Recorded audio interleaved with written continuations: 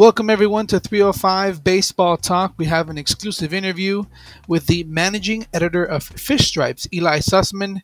Ely, it's a pleasure to have you. Yeah, it's great being on. I'm excited to see what you do with this pod, and it's a great time to talk about Marlins right now. Well, Ely, first I want to talk to you about Fish Stripes. What is it all about, and how did everything come together? Well, we're the Marlins affiliate on SB Nation, and the site itself has been around for, I think, 11 years at this point. They got to that point over a decade ago where they set up individual sites to cover every single Major League Baseball team. And so I couldn't tell you exactly what it was like when it was started. I can say I certainly wasn't there. I've only been with Fish Stripes for about 2.5 years and just the managing editor for the last full year, but we cover the Marlins in every way imaginable, from what's going on at the major league level, the prospects, draft situation, off the field stuff, the business side of it, the social side of it, the player personalities with exclusive interviews. We've reached a point where we do our own reporting. We're a credentialed media outlet that covers games live and special events. We cover the Marlins in every way imaginable, I think, and we've reached a point where I have a pretty big staff of people that know how to do things that I don't know how to do. It's just about putting together as many passionate people as possible to cover the Marlins and to give people the stories that they're not going to get anywhere else. That's fantastic, Ely. Well, as you stated, both of our jobs are to analyze and talk about stories concerning the Miami Marlins. So let's get right to it. I do want to go around the diamond and talk about some of the position battles we might see in 2019. And I did want to start in the outfield. There is a major question mark out in the field after the Marlins let go of Derek Dietrich. Your thoughts on what the team would look to do out there? Yeah, well, the Dietrich move was pretty easy to anticipate. He was never really comfortable defensively in left field, and he was due a raise in arbitration.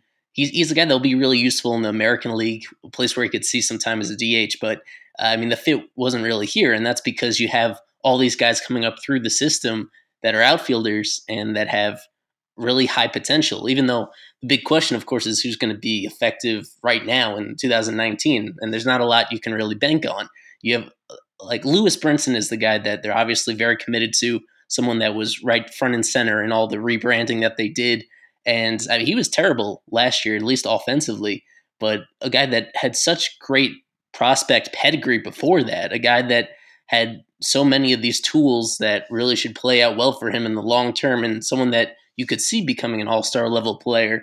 He's someone that I think you could pencil in pretty safely to be an everyday outfielder and to see most of that time in center field.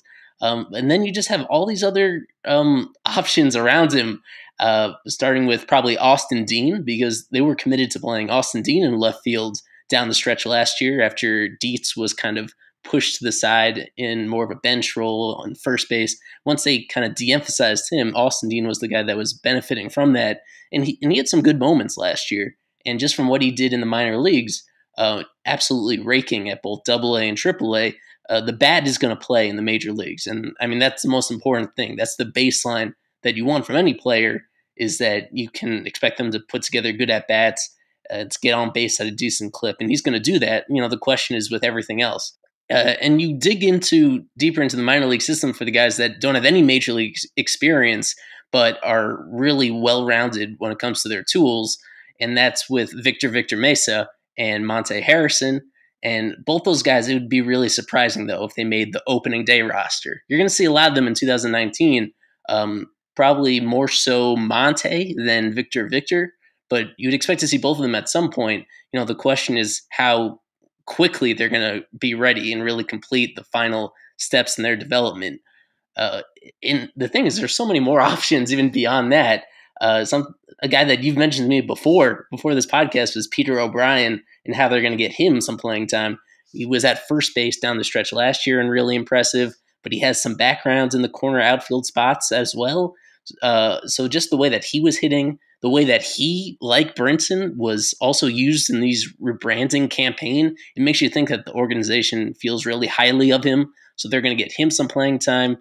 Brian Miller was someone that was in the Arizona Fall League just these past few weeks, someone that had made it up to AA last year and has really excellent base running instincts and speed and good contact ability. He's a guy that's going to be challenging for a major league spot as the year goes on. So we're already 7 deep with guys already in the organization that you would see as outfielders. And the fact is, this organization has some money coming off their payroll based on last year, and it could be even more if they make additional trades. And what they've already done just in the past few weeks is sign Gabriel Guerrero, who is the cousin of Vladimir Guerrero Jr., who is the nephew of Vlad Guerrero, the Hall of Famer, and whose father, Wilton Guerrero, played in the majors. And they signed him coming out of the Cincinnati Reds organization to a minor league deal where you don't guarantee him a spot in the major leagues or on the opening day roster. But if the situation presents itself, then he's a guy that would fill in. If there are injuries early in the season, he's a guy that has a little bit of major league experience last year, a guy that has more pro experience than just about all these prospects that we mentioned. And he's a guy that would fill that gap. The one that's even more exciting that they signed even more recently was Harold Ramirez, who right now is playing in Venezuela, and he's coming off a huge year at Double A when he was in the Pirates organization.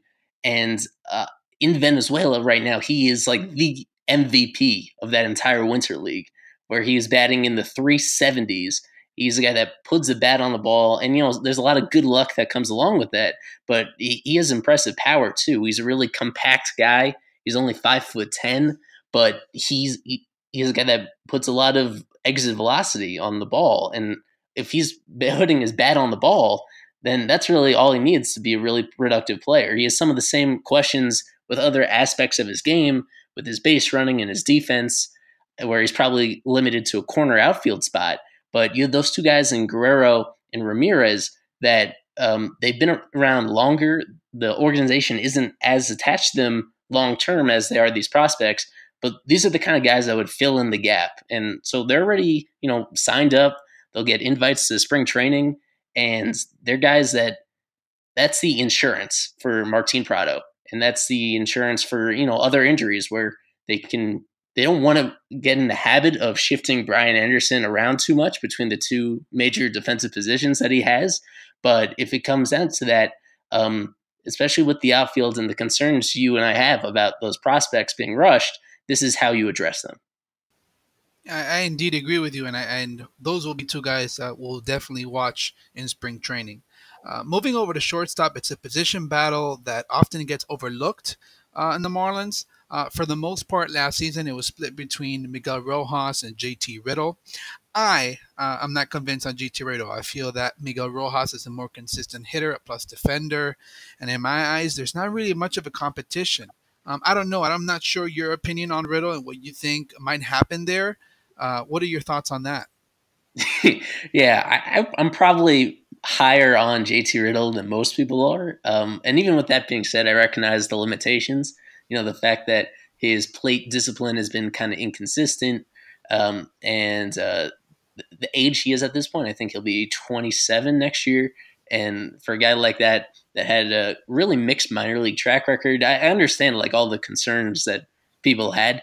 I love his defense at shortstop. The one thing that we've seen with Rojas is his versatility is like indispensable for a team, especially now, especially in the National League when you have shortened benches these days and more pitching changes. You need guys over the course of the game that are going to switch positions to stay in the game. And the fact that he's a really capable defender at shortstop and second base and third base.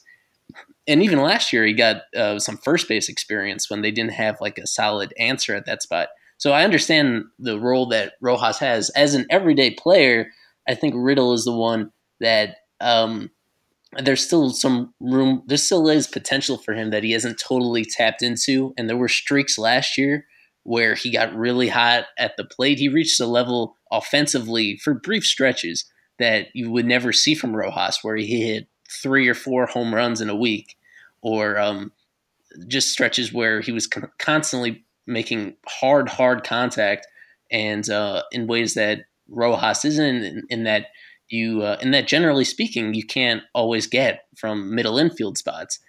So, yeah, it's going to be interesting. But beyond that, I kind of like the idea of just going into the year, going into spring, and just giving either of them a shot to prove that they should be an everyday player. Now to the position that I've been actually eager to speak with you here live was the first base issue. Obviously, Justin Bohr filled that position most of last year, and he got traded away to Philadelphia. And we did mention about Peter O'Brien, who is a former catcher for the University of Miami. And I think that that was a nice signing, bringing him over here just because of the connection. He did end the year at first base. I think he's proved that he's ready to hit in the major leagues and be in the lineup. But the Marlins have been rumored to be looking for a lefty bat, which I told you before the show that they can always move O'Brien into that corner outfield and left field and have a steady guy there at first base. There's different options available free agency, left-handed and right-handed. What do you think the Marlins will do there? Yeah, I'm a little bit surprised by the fact that they put Peter O'Brien somewhat in the middle of the rebranding that they did. That really surprised me, considering that he was only up in the majors for a month this past year, and as well as he did hitting for power in the minor leagues. And even though he has that local connection, which really matters, and even though he has that really strong personality that fans will grapple onto, I mean, there's just a lot of doubt about whether what he did at the end of the year is legitimate. So they're going to have to bring in somebody to compete with him, really. And just like they did with the outfield with some of these minor league signings, that would be the way to add some depth coming into spring training. Is there will be a lot of these veterans that are available on a minor league deal that won't necessarily require a guarantee, that may have some success in the past, but they're probably guys that are on the wrong side of 30, ones that are a little bit one dimensional, but would be able to contribute. One that has been mentioned repeatedly this offseason is Hanley Ramirez, the former Marlin, one of the most successful players in franchise history, but one who has not been so successful the past couple of years with the Red Sox, getting released by the Red Sox midway through last year. And he, like so many other players, is playing winter ball right now, and he's been terrific so far in the Dominican Winter League, but he's going to be heading into his age 35 season. And he's not the player that Marlins fans remember.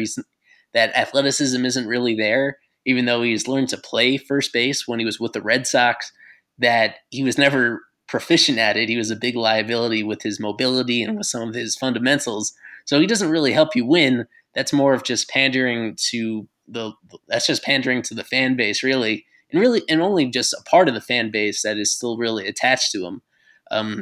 There are just some red flags, obviously, with his game, with his age, and with some of the things that he's done personally just over the course of his career that make you question whether he's someone you want in a young rebuilding clubhouse, whether you trust him to set a positive example for some of these young impressionable players. So, I mean, that's an idea that's been floated about, but I don't think it's that realistic. The realistic ones is, I'm sure, ones you could think of mostly on the left-handed side, Matt Adams, Logan Morrison.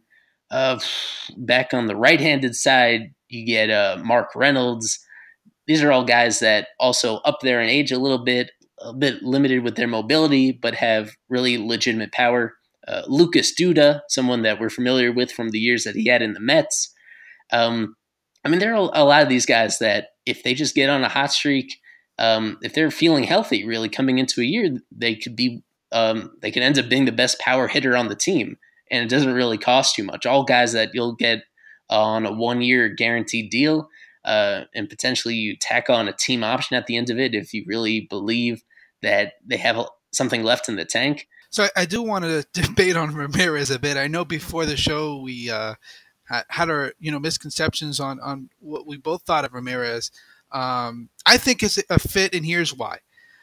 Like you mentioned, he's really hitting well in the DR League. He right now over there they're calling him Caliente because he's hot right now, and he's hitting clutch home runs. He's taking his walks. He's getting on base.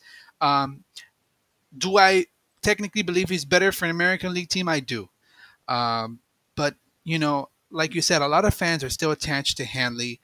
If Jeter really wants to bring people to the ballpark, it'll be a good signing. Yes, can he be a defensive liability at times? I think so, but so was Justin Bohr. And that's one of the reasons why the Marlins did let him go, because Yeah. they did say that they wanted to try to get a little bit better defensive there.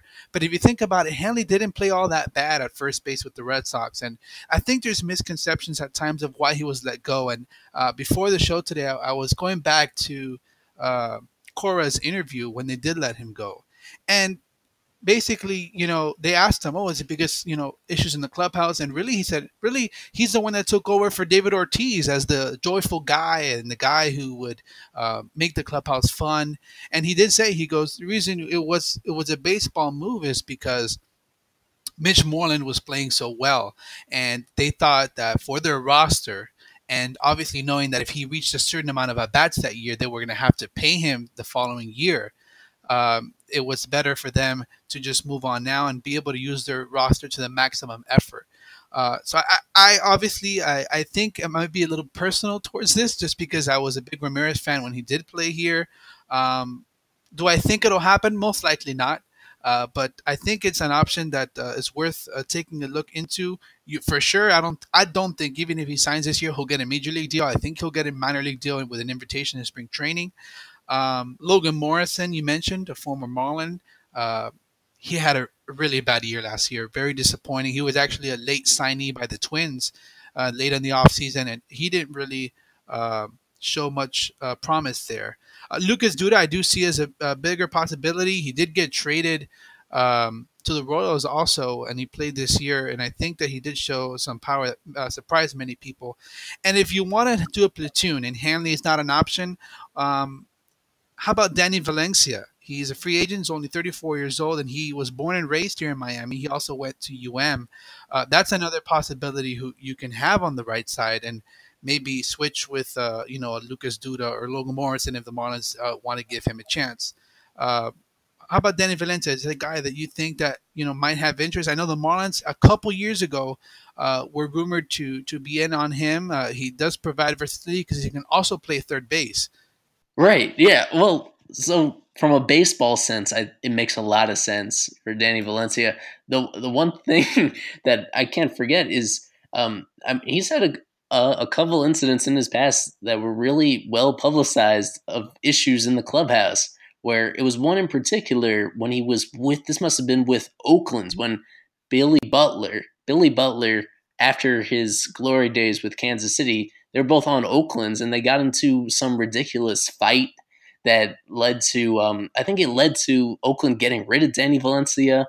Um, he's had a couple of these really bizarre incidents where it seems his teams have let him go despite him being very productive because of issues he had either with his teammates or with his coaching staff. I mean, not to say that that happens everywhere somebody goes. It's not to say that it's that he's guaranteed to cause problems. Yeah, and I think a perfect example. Sorry to interrupt you there. I think a perfect example of that was Carlos Zambrano. He had horrible, you know, things that happened in Chicago with the Cubs, and the Marlins signed him. Came here, didn't cause any problems as far as I know. And I think that, but it is something to consider, especially that the Marlins are so young and they do have these players that they need someone as a leader. That's why I love Martin Prado, because yes, he does get injured, but he is a great leader in the clubhouse. And yes, that is something that when you're going to sign a free agent like that, even if it's just for 1 year, making sure that the background that they have won't distract the young members on this team. I'm going to move now to a topic which I'm sure I was going to bring up is JT Realmuto behind the plate. Probably the most concerned topic there is now. There is no guarantee that he'll be in Miami next season. Personally, I don't think the team will trade him, especially if Grandal and Ramos sign soon. Your thoughts if he'll be a Marlin next year? And if the team does trade him, who's going to start behind home plate? Yeah, well, first off, that's pretty interesting that I think you're in the minority for sure. People that think he'll stay in Miami through the offseason, just because obviously the year that he had, the number of teams that need to improve at catcher if they're going to contend in the near future. I mean, it's a perfect situation to trade him.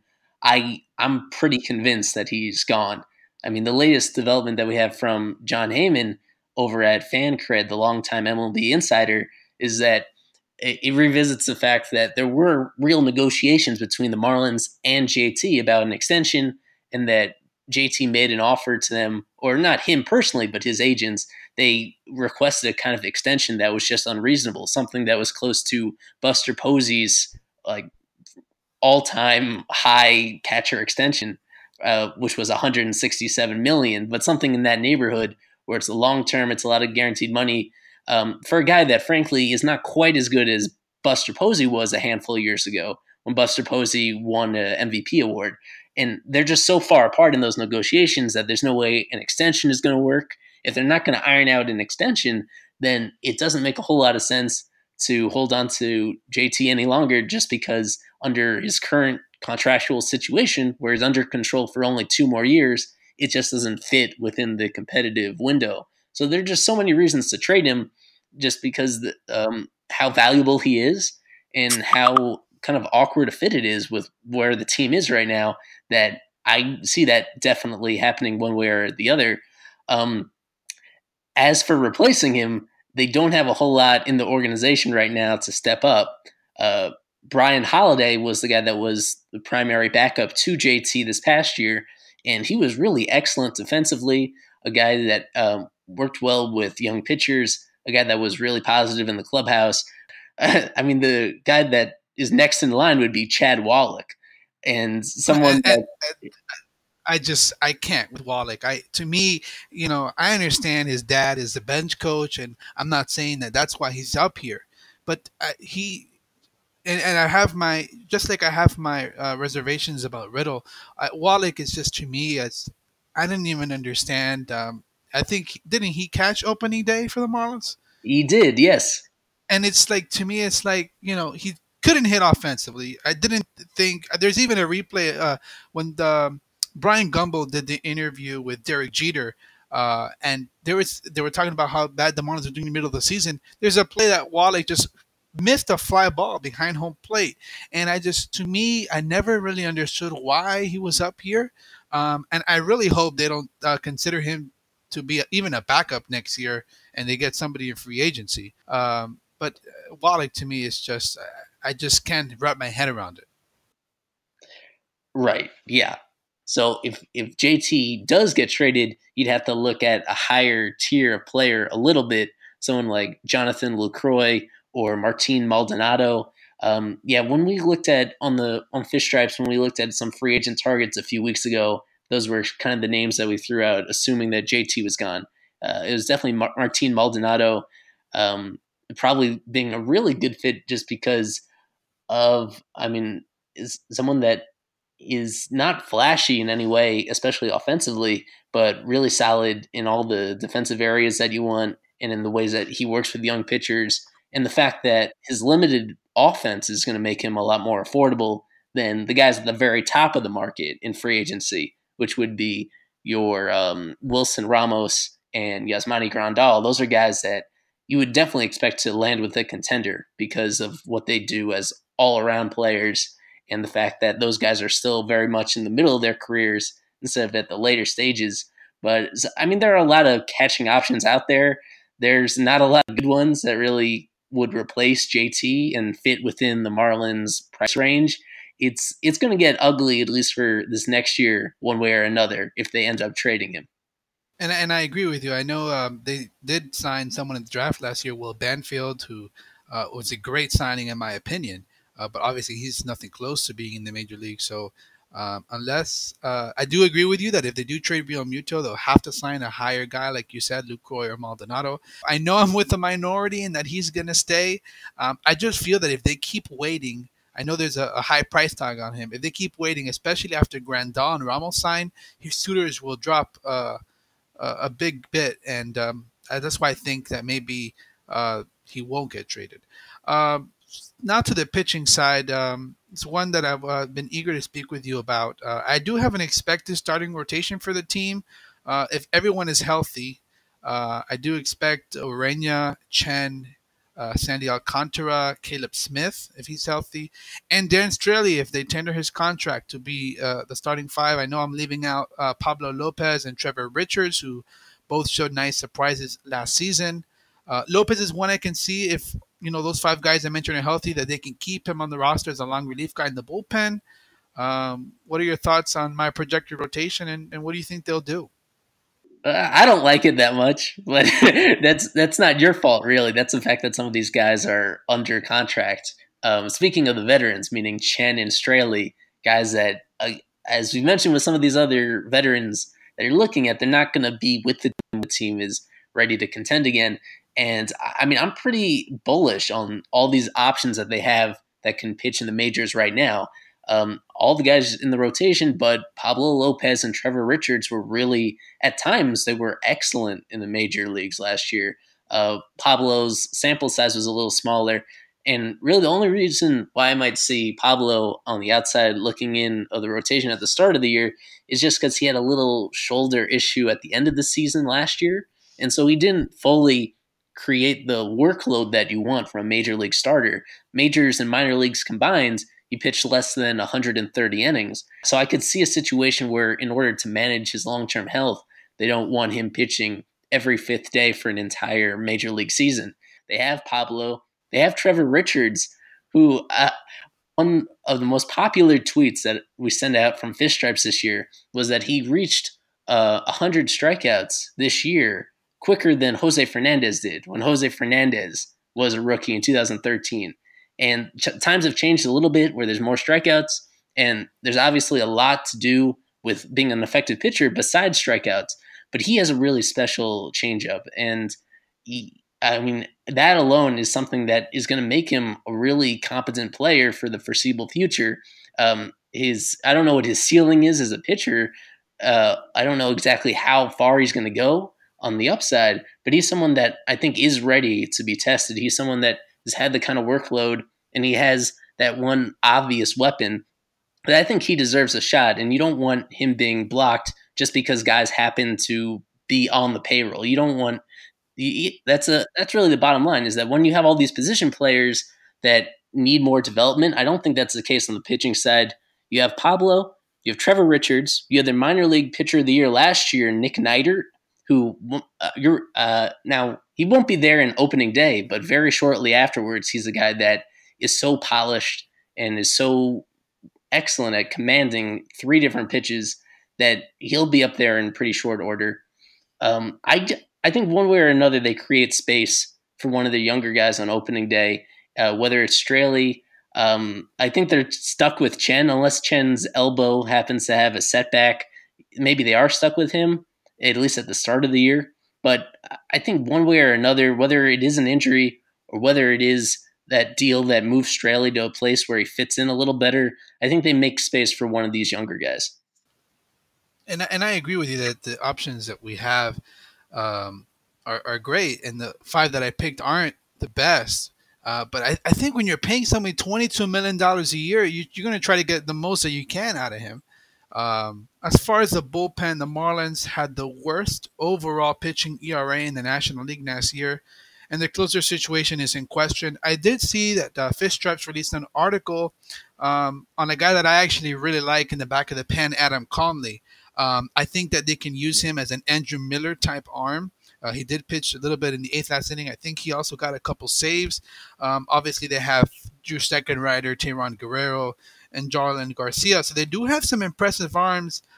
Do they go out and sign another free agent arm with experience? There's an enormous list of relief pitchers available. And who do you think evidently will close for the Marlins next year?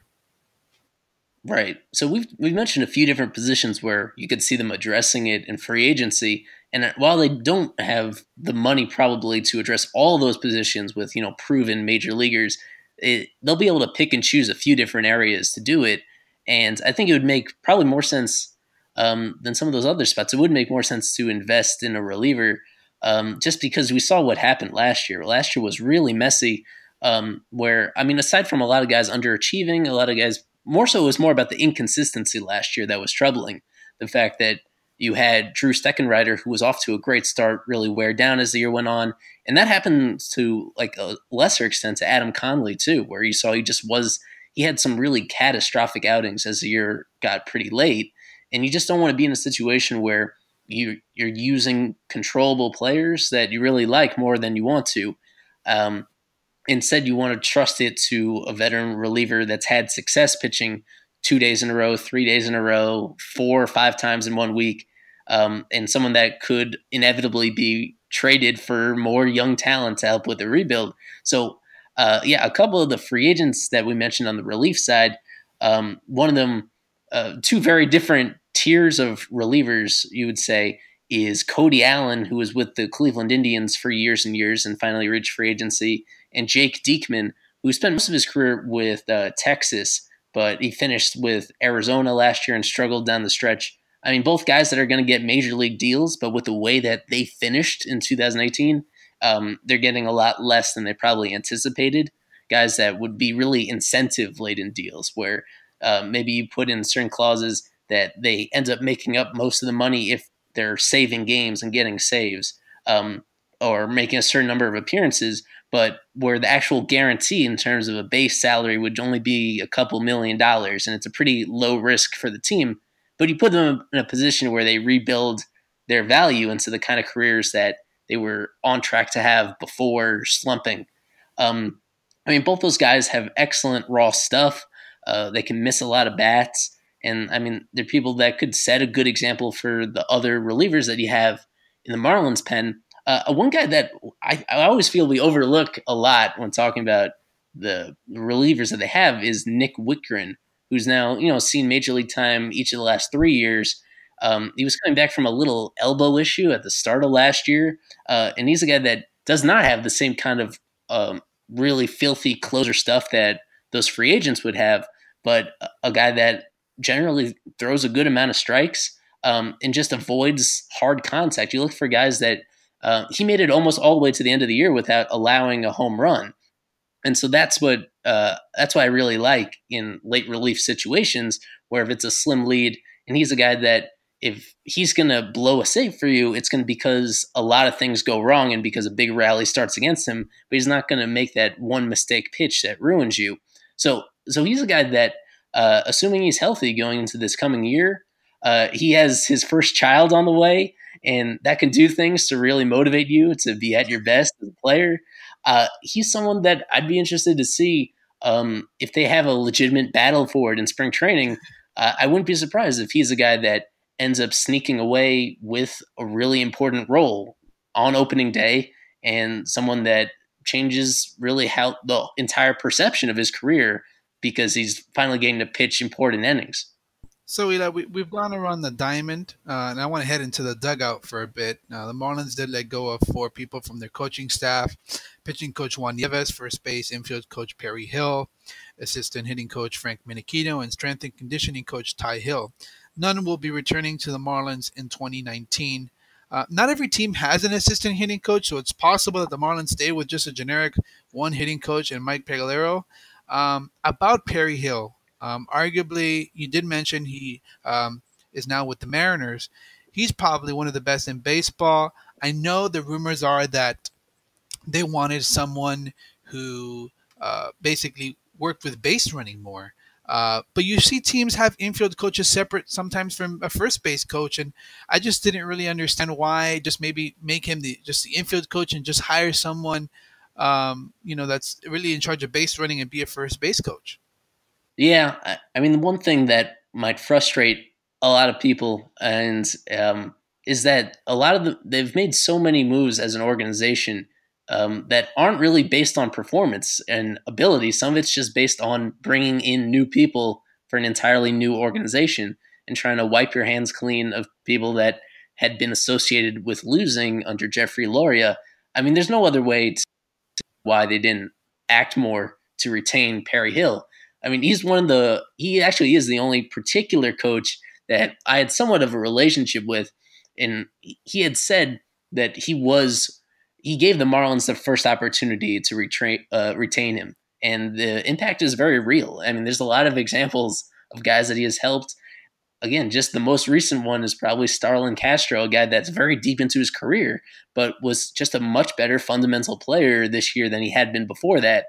And really, the common connection through the years of guys that have come to the Marlins and improved defensively deep into their careers, the connection is Perry Hill and what he does with his fundamentals. So, I mean, that's a move that was not based on his performance. It was about, it was simply change for the sake of change. And maybe you could say that to the same extent with the other coaches that they got rid of. They've been very deliberate with setting up this new coaching staff. I mean, the fact that if you look around baseball, I'd say almost half the teams at this point have announced their full coaching staffs for next season. The Marlins have not, to this point, even off the record, they don't seem to have any firm agreements to fill any of those openings as a pitching coach, a hitting coach, the first base coach, or the strength and conditioning. So that's a little unusual that they're letting it go this deep into the year, where at this point you do have options that are off the table. You have guys that are signing with other teams. There's only so many established major league coaches that are going to fit into these vacancies. We had one of our guys, Luis Davila. He traveled around with the Marlins a couple of weeks ago when they were out in the community, and he asked, and he was there when Michael Hill addressed it. And as Michael Hill tends to do, he doesn't really give you any sort of revealing answer about anything. He just indicated at that time 2 weeks ago that things would come together soon, that they were closing in on making decisions. And I mean, you would gauge from that they've at least interviewed people for some of these positions, but we don't know for sure. I mean, none of this stuff has been confirmed by anybody. It doesn't, and before these things become official, you usually see progress just based on reporting and based on your sources. And there just hasn't seemed to been much progress at all. I think really the takeaway from that is it leaves you concerned about Don Mattingly's future, because the fact is they're not going to take too seriously all these coaching staff positions if they don't believe that the manager himself is going to be there long term. He has one more year left on his contract, and obviously the team hasn't done well under him, but it's not entirely his No, fault. at all. And it's actually a topic I was just going to bring up, and I don't think it's fair to uh, judge Manley on the product he's been given. I think like many, the Marlins were maybe a couple people, not a couple pitchers away. A lot of people get mixed up with that, but they were a couple pieces away from being a playoff team. However, yeah, what happens when Ozuna's a free agent and things like that, and then that's why the rebuild was necessary. It was interesting because last year, Manley went on with Dan Patrick in an interview while he was in New York. Are they going to be patient, though, with you? Oh, I don't know. And that's the part you don't worry about. You know what I mean? You do your best. You try to develop these kids, and it's always been, I'm always about, I want to make my players as good as they can possibly be. And if we can build them and develop them, and I'm not the right guy for the next step, then so be it. I think in 2020, the Marlins might have a new manager. And do I think it's fair to judge him on that? I don't. I do like Mattingly. I think he's been a good manager with what he's been given. I thought the Marlins were going to lose 100 games last year, and they didn't get there. Very close to it, but they didn't get there. And I think it's not fair, like I said, to judge him on that. But I do think that's something that's on his mind. Yeah. And now there's a lot of ways to look into this and try to read between the lines, because the one obvious thing is that Don Mattingly is a famous former Yankee, and he's being managed on the higher levels by Gary Denbo, who is a longtime Yankees organizational coach and scout and talent evaluator, and then of course Derek Jeter, who is in the Yankees organization. Jeter and Mattingly were teammates when the first time Jeter got called up to the majors in 1995. They go back a long time, and Denbo and Mattingly go back even further than that, to when Denbo was in the minor leagues and Mattingly was in the middle of his playing career. There's such a long relationship there, but we don't really know if it's a good relationship. And in the way that Denbo and Jeter are so relentlessly competitive, they're not going to let like personal relationships stand in the way of building what they think is the best possible team long term. And just the general trend in the industry is to move away from these older managers that are more traditional and move towards younger guys that have a bigger grasp on analytics and how to apply them to their lineups and how to show important data to their players and coach their players through data as well as all the traditional fundamentals. And all just comes back to the fact that that he's just not a super analytical guy. And we're at a point in baseball where that plays such a big role in winning and losing that if you ignore certain aspects of that, you're going to end up actually costing your team games. But I mean, I think the bottom line is that a lot of signs are pointing to them splitting up once that contract is over. At that point, we could get into what the candidates are to replace him. But I mean, you never want to jump too soon. The one thing that could save him really is if one of the possibilities I mentioned is just the fact that you have these young former top prospects all across the roster and in the organization. And there's a scenario where those guys just take a big step forward this year, where everything clicks for Lewis Brinson, and he's immediately a great power hitter and overall defensive player, where Monte Harrison breaks through to the major leagues and does a lot of the same things, playing alongside him every single day, where JT Riddle has a career year, where if they end up actually keeping JT, Real Muto, and they end up keeping him instead of trading him, and he's still a really solid player, and the team takes that significant step forward in the win column. That's really the one thing that would end up saving his job. Thank you, Eli, for your time and for joining us on the show today. It was a lot of fun, and I hope to have you on a couple more times during the season. Yeah, absolutely. Thanks a lot, Christian.